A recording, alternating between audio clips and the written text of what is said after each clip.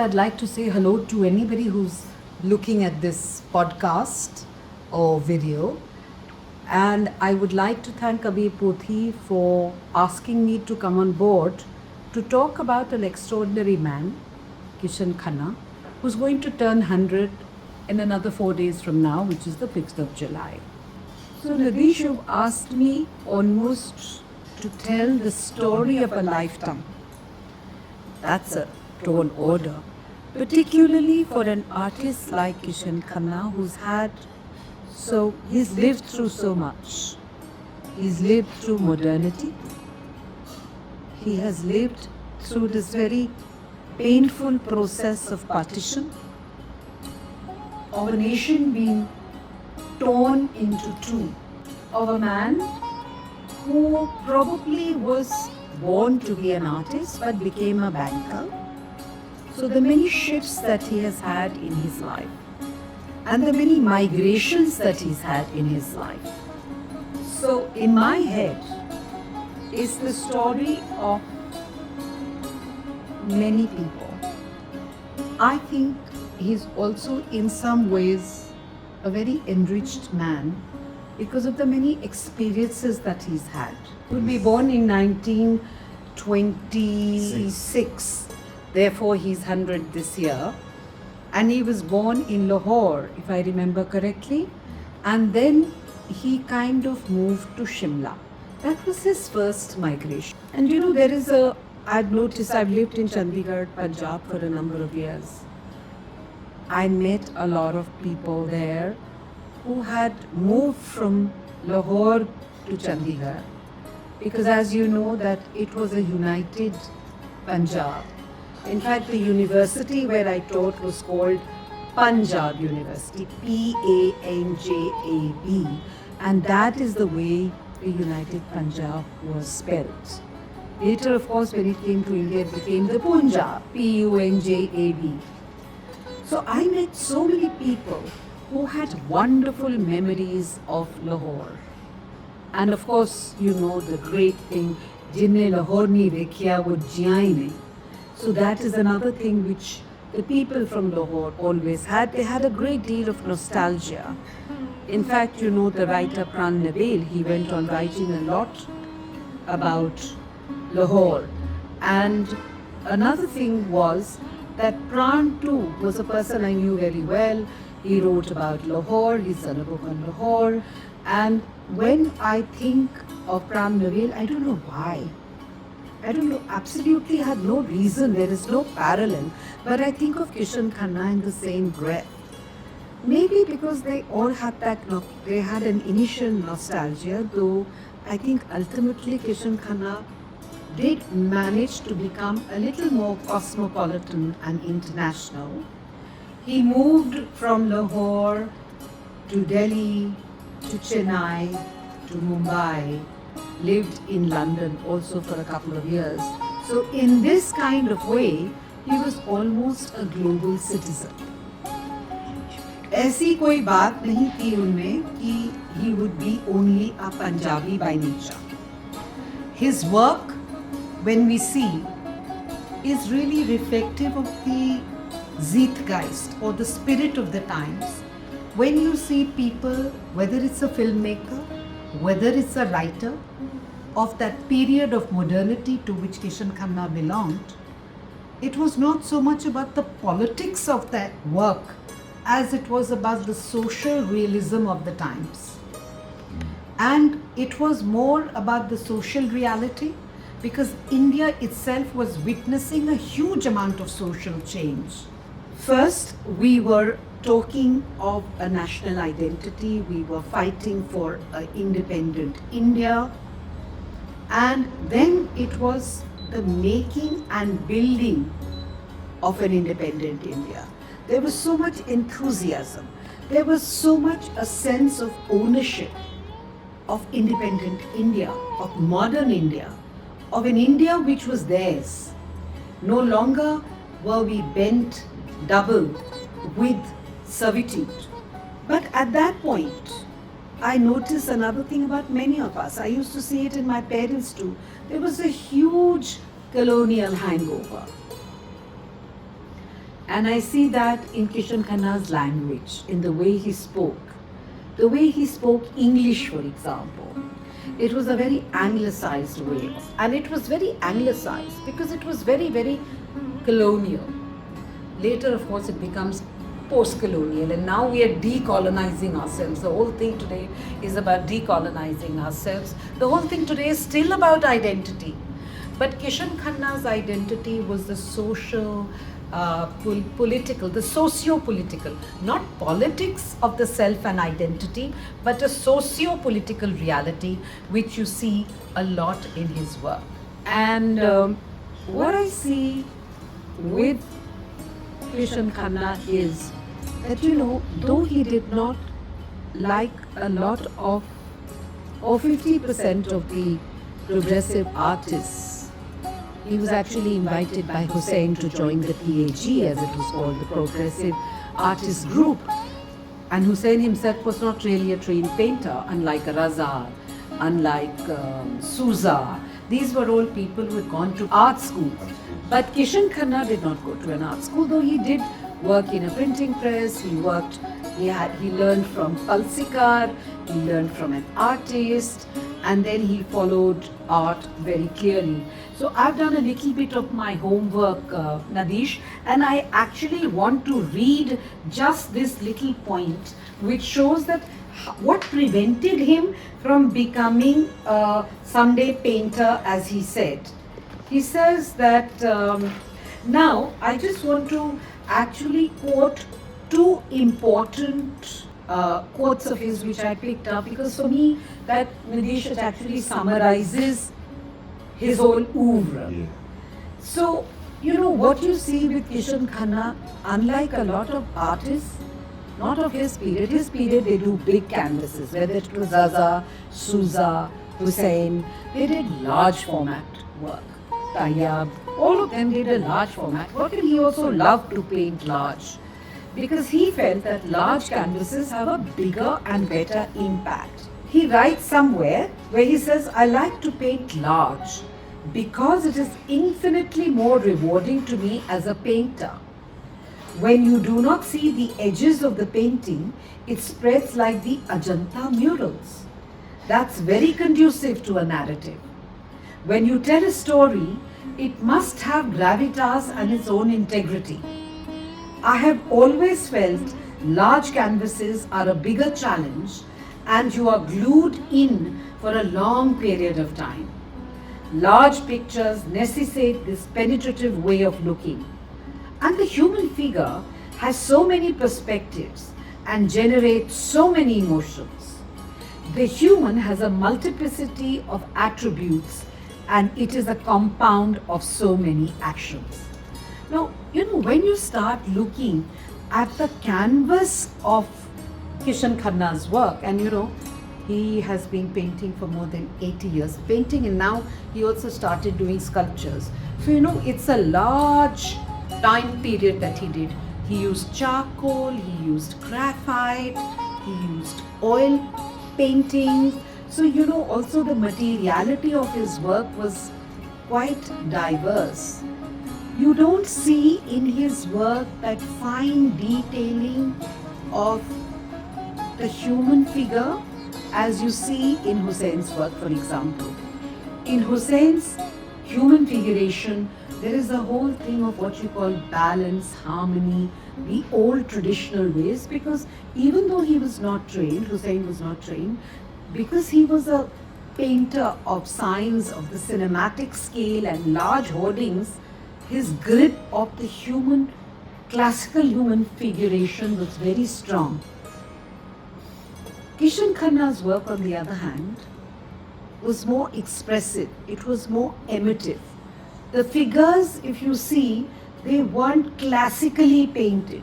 Now, I don't know, was it because he did not give such a strong accent on line and sketch and the Shadanga theory of Indian art, where the body is about the 6 limbs of art, and you know, where you, in the old days, angul se log pakadte the, sar kitna bada hona chahiye, you know, dhad kitna bada hona chahiye, the 2 arms, legs. the hands, like you see the hands in Caravaggio's paintings, for example, they are so strongly defined. You do not see that very strong definition of body parts in Kishan Khanna's work. What you see is a deep emotional quality in his work.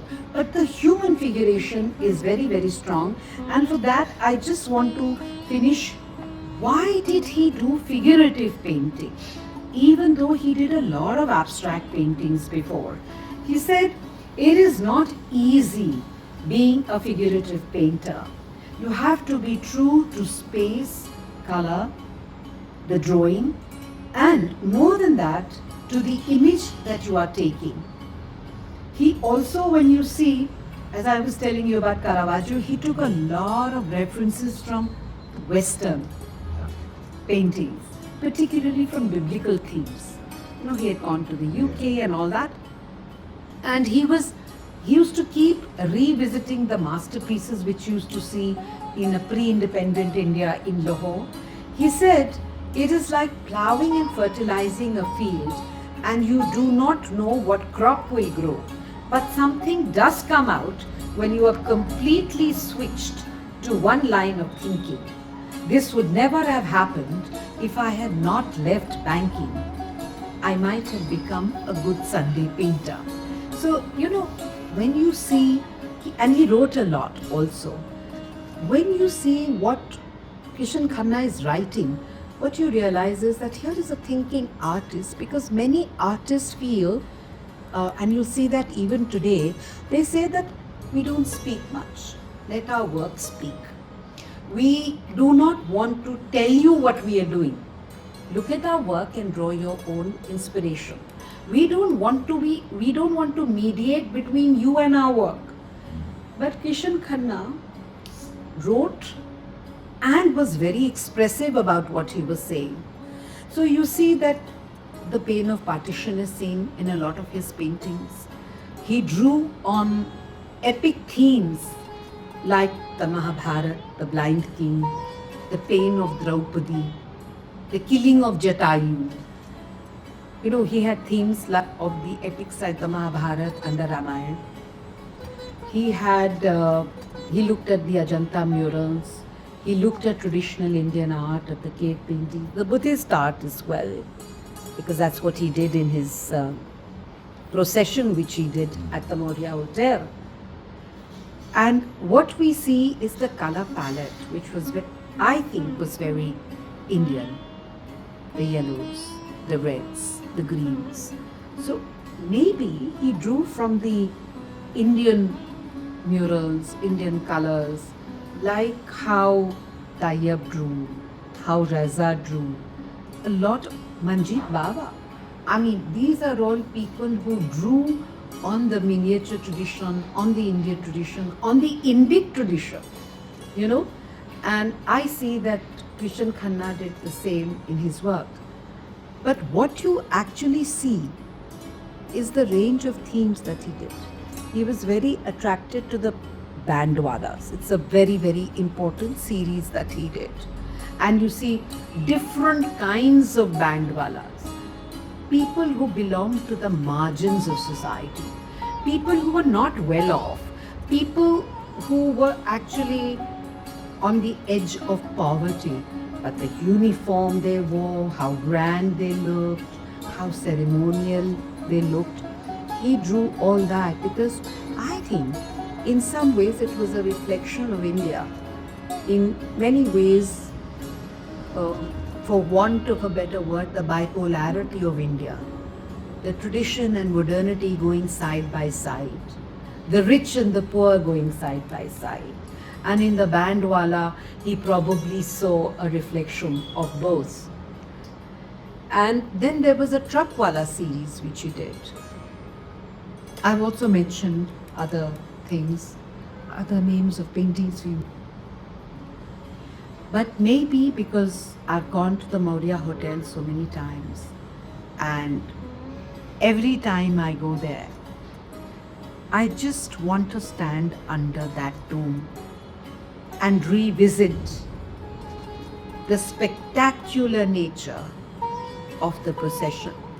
I think in my head, I need to thank the ITC people who, the people who commissioned Kishan Khanna for drawing that narrative.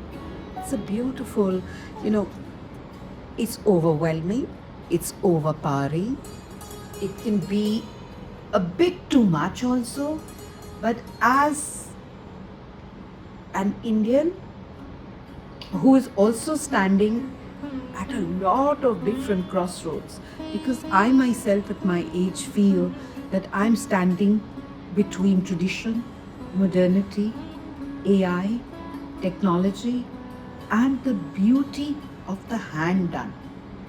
I love what is being done. Even though I know you cannot keep technology out today, I know you can't keep AI today. But when I look at a work of art, for example, when I see a Jashi Barman at the back, or I look at a Suhasini Kejriwal, who's used embroideries, who's used paint, who's used the landscape in a different way, the making, the doing, रस तो हाथ से ही आता है, the handmade. And when you stand under the procession of the mural at the dome at the ITC Moria, you cannot be away from the deep emotions or the deep impact, that immersive impact which no digital can give you. I may be considered a purist, I may be considered old-fashioned at this stage, but one thing I'm sure, that experience which I get just between me and the painting and the procession cannot be equated with the very electric, immersive experience you get from what you call now new immersive experiences which are generated with AI. I'm a bit nervous of it, but it doesn't mean that one does not enjoy it. I do enjoy it. But when you look at what in the Indian way, it is called the Navarasas. You have many rasas going through you at the time when you are standing under this dome. So the procession becomes very, very special for him. But you know, his exposure and studying in the UK, the English have always had this capacity of, you know, sharp wit and humor. And he is definitely has the ability of that critical, sarcastic laughter even at himself. He never did take himself as seriously as a Razaut who said, मेरे master ने कहा शून्य में reflection करो. He was very, very deeply spiritual, methodical. Neither was he as angry or a maverick like Sousa. Sousa was always struggling with his inner demons, you know. Hussain was on a completely different kind of journey. I'm actually very partial to Hussain, so that's why I keep making that reference, because Hussain was an electric mind. Hussain was very sharp and he understood the pulse of India. And in some ways, I think Kishan Khanna also did understand, or he was slowly kind of trying to, churn a lot of things in between in his inner spaces, because he also had a lot of challenges and his own kind of, I don't want to use the word suffering, but definitely challenges.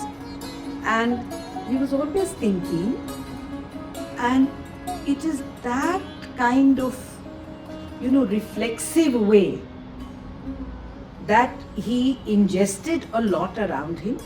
But he was quite a happy man. He was a very fulfilled man. I'm not saying the others weren't, but here was a man who had married a woman he was very comfortable with. His daughter is a dancer, son is a photographer.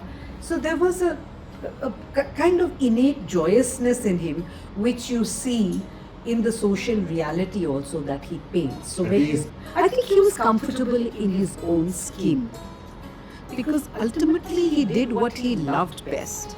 He gave up such a well-paying job with the Grindlays Bank I think it was 1961. You can correct me if I'm wrong, but I think it was probably in 61 that he gave up a very high-paying job and became a full-time painter. I mean, it's a huge risk to take and to get out of your comfort zone.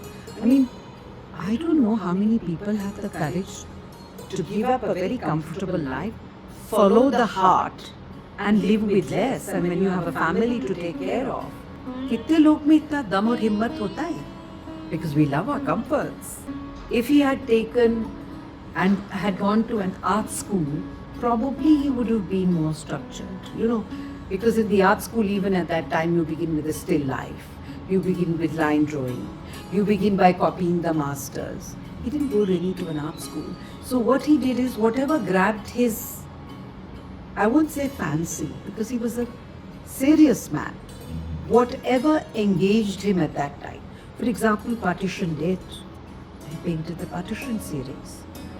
Then he started looking at traditional Indian art. So the murals captured him. Then he started looking at the epics.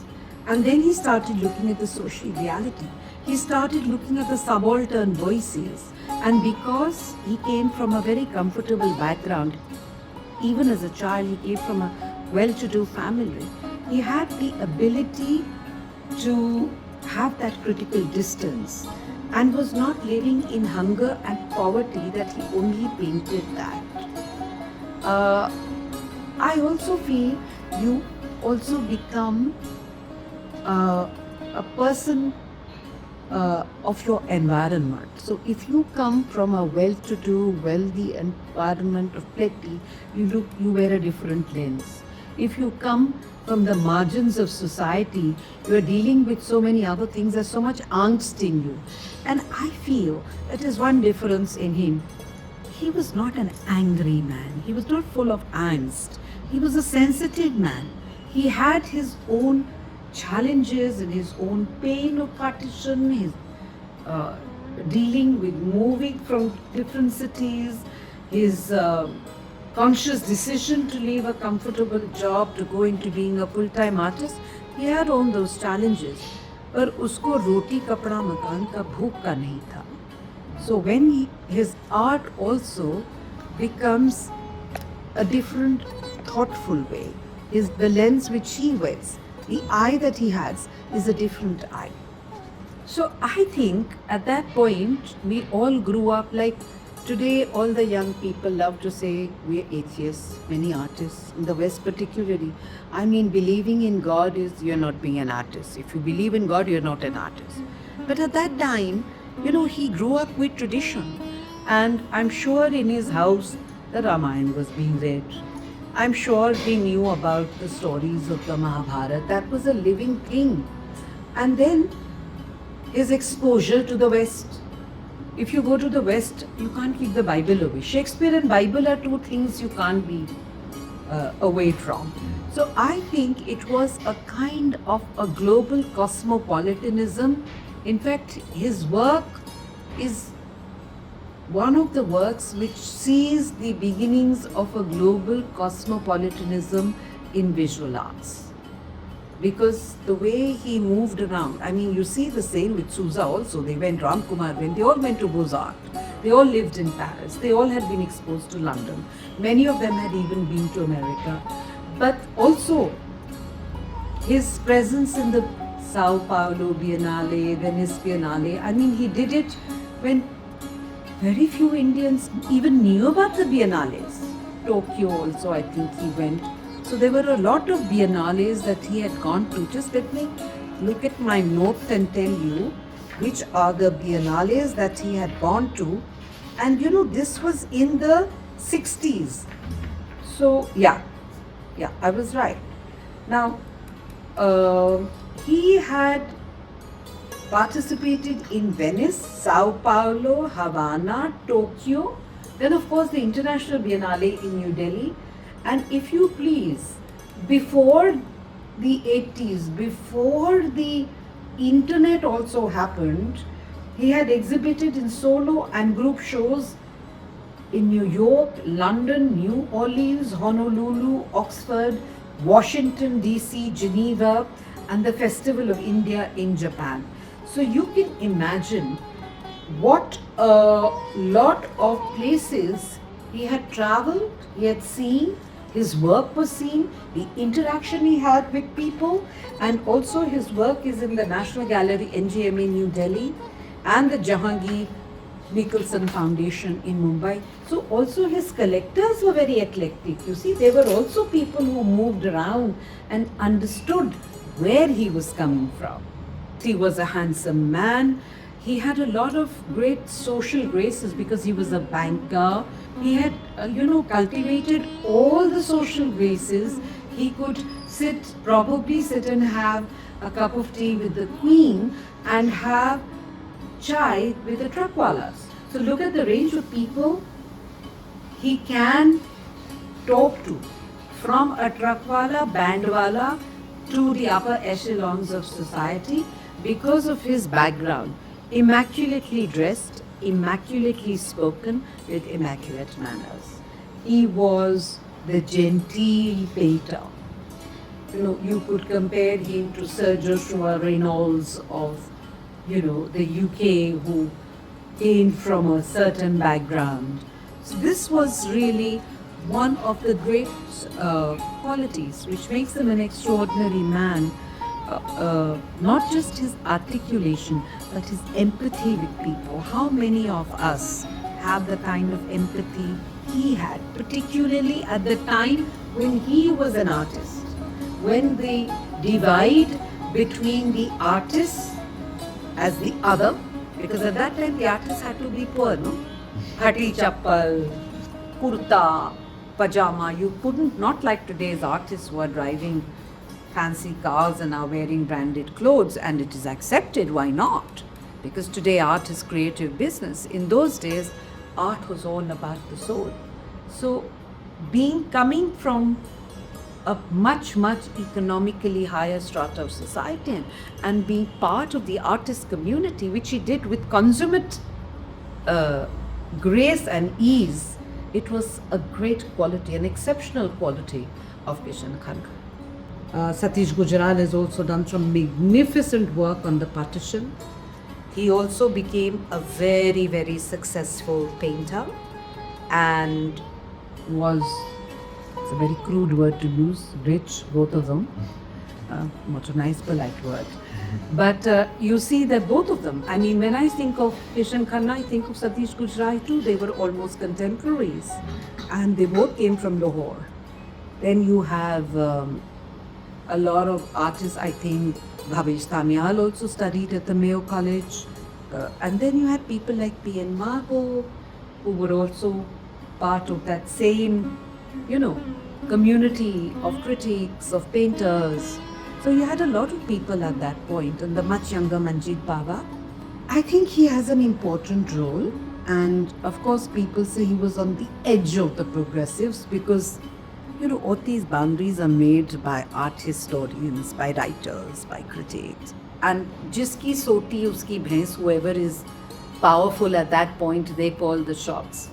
But if you look at the work that he did, you begin with a Dhurandhar or a Kade, who are the precursors to the progressives, and you come down to him as a tail ender.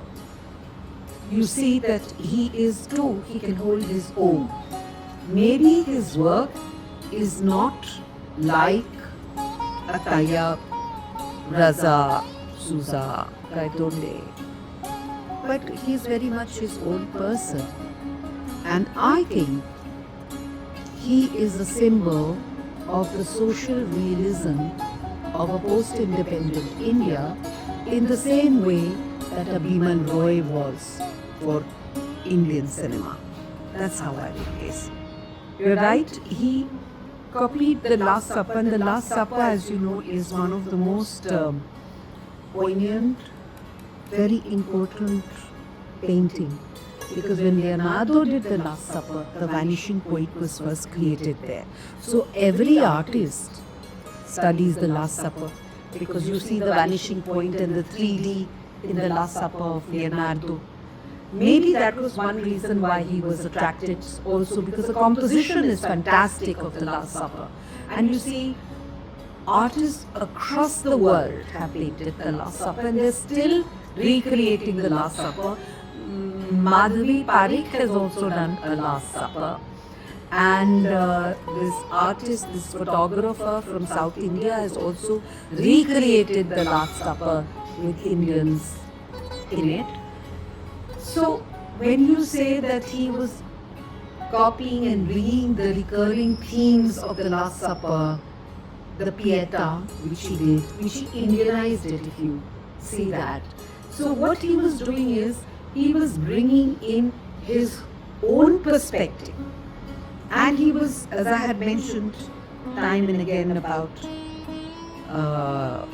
Krishan Khanna, the social reality, it's like the Italian realism also of that time of the cinema which was being made, or Fellini cinema.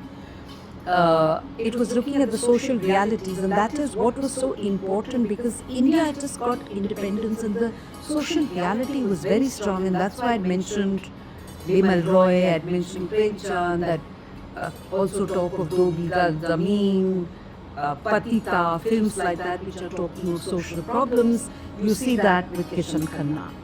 And as Nadishi was saying, that he also had that capacity of bringing the supra-human being, or the nature of man in the image of man, God in the image of man, and bring it down to a more mortal, supra-human way. And you take the humble bandwala and make him very ceremonial and upgrading. So these were the, the various parameters that he did in his work. And that is one of the most interesting points of all the significant contribution to the representation of the human figure that Krishan Khanna did.